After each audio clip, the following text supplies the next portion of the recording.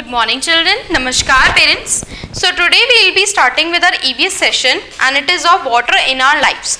In previous class we have studied about water and its necessity. Water के बारे में पढ़ा था कि पानी होता क्या है और वो हमारे लिए किन किन चीज़ों में यूज़ होता है. अब हम पढ़ेंगे जो हमारी लाइफ से रिलेटेड है, वाटर इन आवर लाइफ. अब हमारी ज़िंदगी के अंदर पानी की कितनी अहमियत है, यानी कि पानी की कितनी ज़रूरत है, उसके बारे में हम स्टडी करते हैं.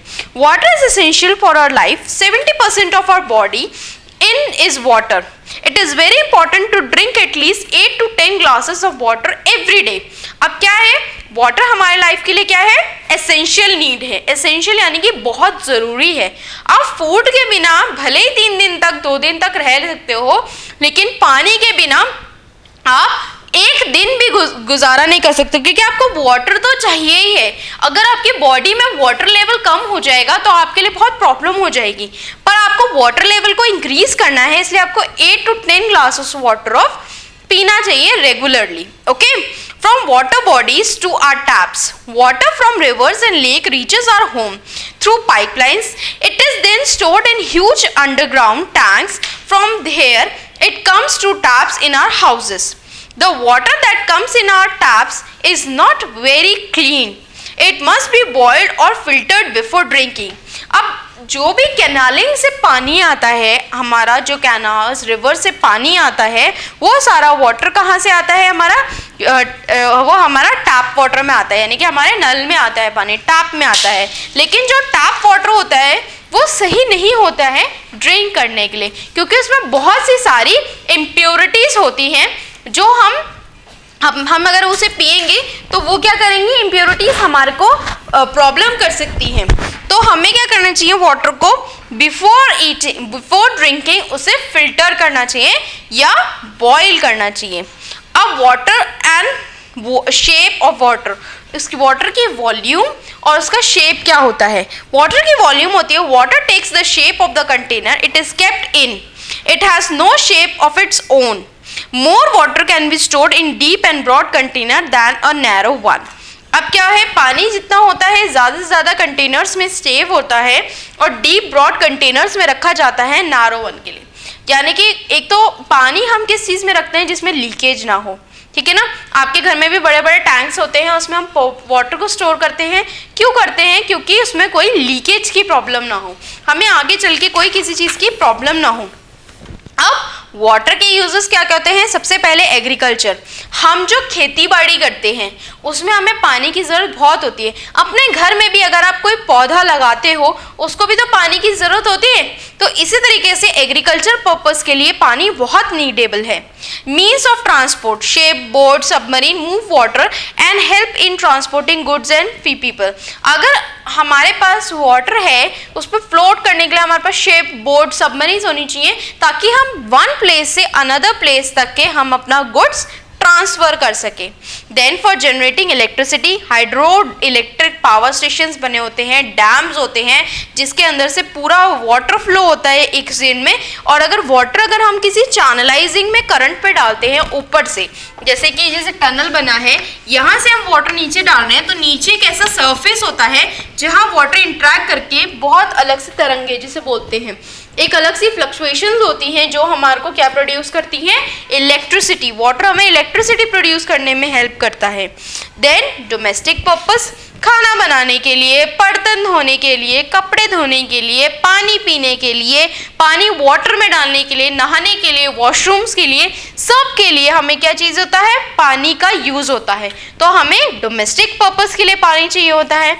देन फॉर पब्लिक यूज़, अब आप देखिए कहीं आपको फायर लग जाए, कहीं आग लग जाए, कहीं कुछ हो जाए, कोई ट्रेजेडी हो जाए, वहाँ हमें किस चीज़ के लिए यूज़ होता है, वाटर यूज़ होता है. फायर ब्रिगेड बुलाई जाती है और फायर एक्सटिंग्विशर, तो वो पानी से हम वाटर को बुझा सकते हैं. Rain is welcomed by all. अब आप बताइए, बारिश किस किस को अच्छी लगती है, रेन्स तो सबको अच्छी लगती है. क्यों, क्योंकि रेन जो होती है वो क्या लाती है अपने साथ, पानी लाती है. और पानी तो ऐसी नेसेसिटी है जो सबको ही चाहिए, चाहे वो एनिमल्स हो, चाहे वो प्लांट्स हो, और चाहे वो हम ह्यूमन बीइंग्स हो. ठीक है. Rain is welcomed after a long spell of summer. Nature look at it best it look be beautiful and fresh. Then when the rain stops and the sun is out, often a rainbow appears in the sky.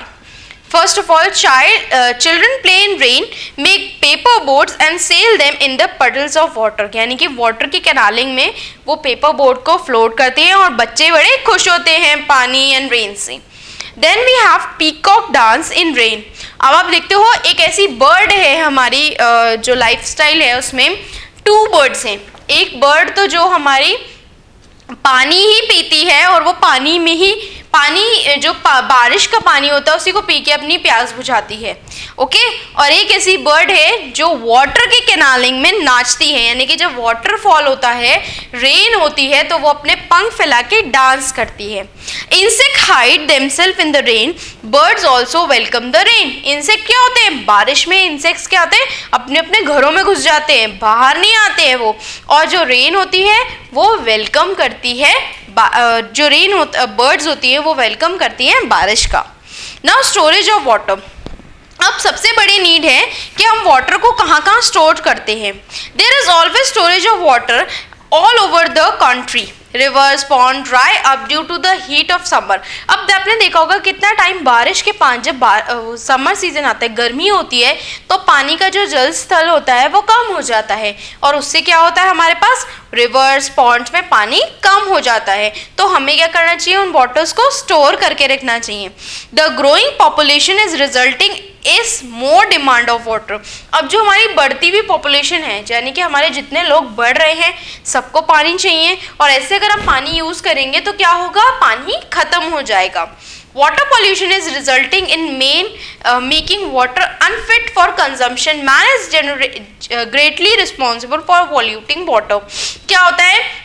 कितने लोग होते हैं जो drainage होता है, घर का drainage और सीपेज होता है, वो वाटर और रिवर्स में अटैच करा देते हैं.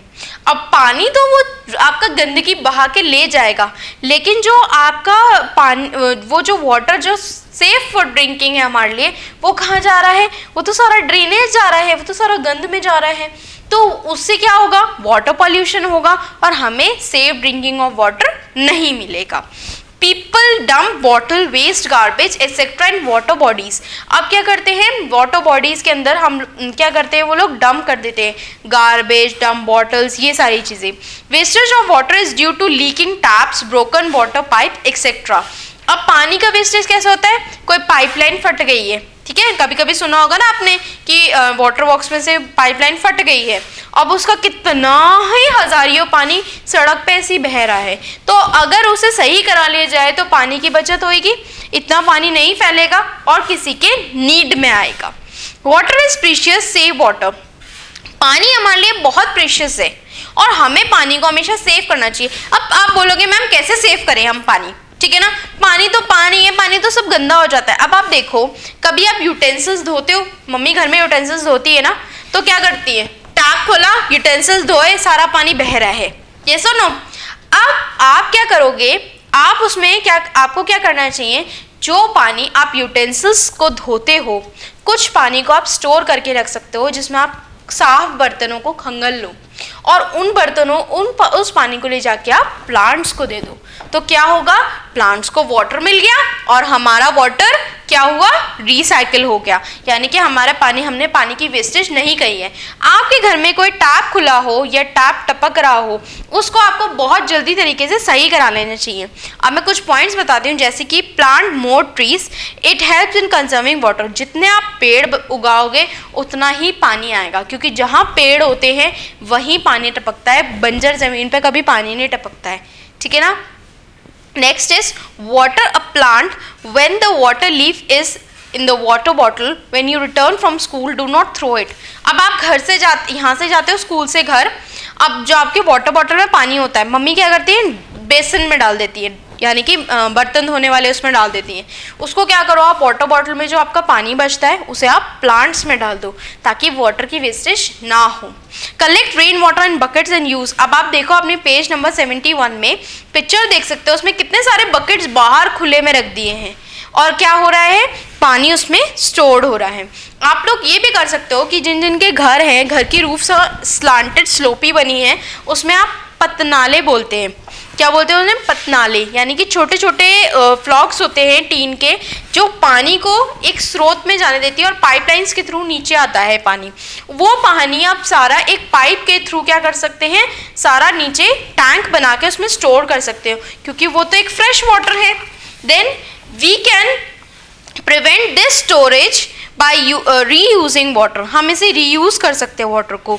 Water use for washing clothes can be collect and use for mopping the floor, यानी कि जिन पानी से आपने कपड़े धोए हैं वो पानी जो आप बचा के रखोगे उसी से आप मॉप करके अपने फ्लोर्स को साफ कर सकते हो।